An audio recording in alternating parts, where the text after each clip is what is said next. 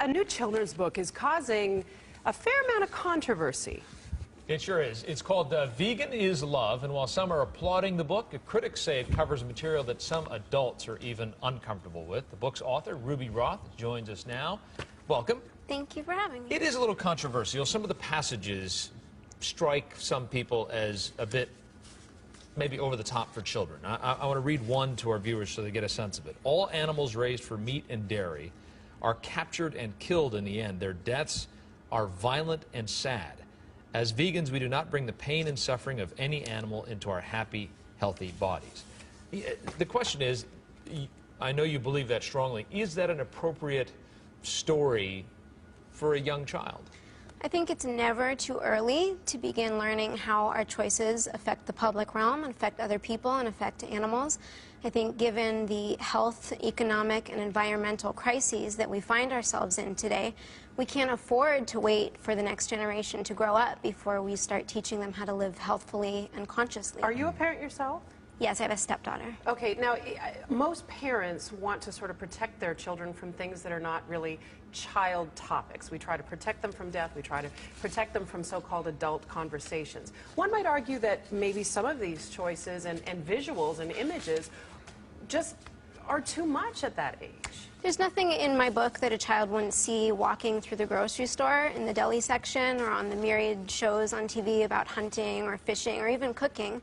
And I think that by avoiding or sugarcoating the truths, we're actually hindering what our children are capable of. There's no universally accepted concept of what is and is not appropriate for children.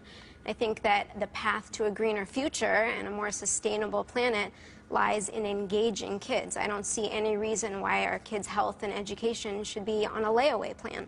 The title of the book, Vegan is Love, the implication that some might take away is that the opposite isn't love. How do you teach a child tolerance, if you do believe in veganism, of people who don't believe in veganism?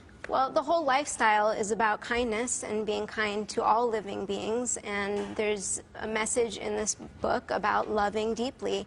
And there's a recent study, actually, that showed that vegan and vegetarian kids aren't judgmental of their peers who do eat animals. It's something that when we give children the information they need to make educated choices, they choose wisely, and usually they're really good, positive influences on their peers. In my stepdaughter's classroom, she's gotten her other friends to eat seaweed and goji berries. I mean, these are kids who are usually picky about fruits and vegetables, and she's been a positive influence. And I'll be honest with you, I'm with you in terms of getting our kids on proper nutrition, but I also have to tell you, I am sitting here thinking of all of us who have been in therapy to get over the things that our parents did or did not do to us, traumatized, whether it's about being afraid of water or being afraid of dogs or what have you. I worry that this is going to cause less informed people to bring up kids that are not well-balanced nutritionally and may end up with eating disorders and have trauma regarding food. Well, let me just say one thing, that I'm not talking about the standard American diet minus meat and dairy. The vegan diet and lifestyle has our own food pyramid with all the necessary nutrients and recommended nutrients, actually, that many Americans are deficient of. 50 to 90% of Americans are deficient in B12. Sure. So anybody can benefit by looking into this pyramid. The nutrients in a plant-based diet are more dense, they're more bioavailable, and they come free of harmful side effects that meat and dairy cause, particularly with protein, which causes IGF, insulin-like growth factors, which trigger the growth of tumors and cancer. So we really need a reality check in this country about who needs to be careful about the diet that they're feeding to their children. All right, Ruby Roth is author of Vegan is Love. It's certainly an interesting read. Thank you. Thanks for coming in. And it'll definitely generate some conversation around the table at work and at home. Thanks so much, Ruby. We appreciate it. Thank you.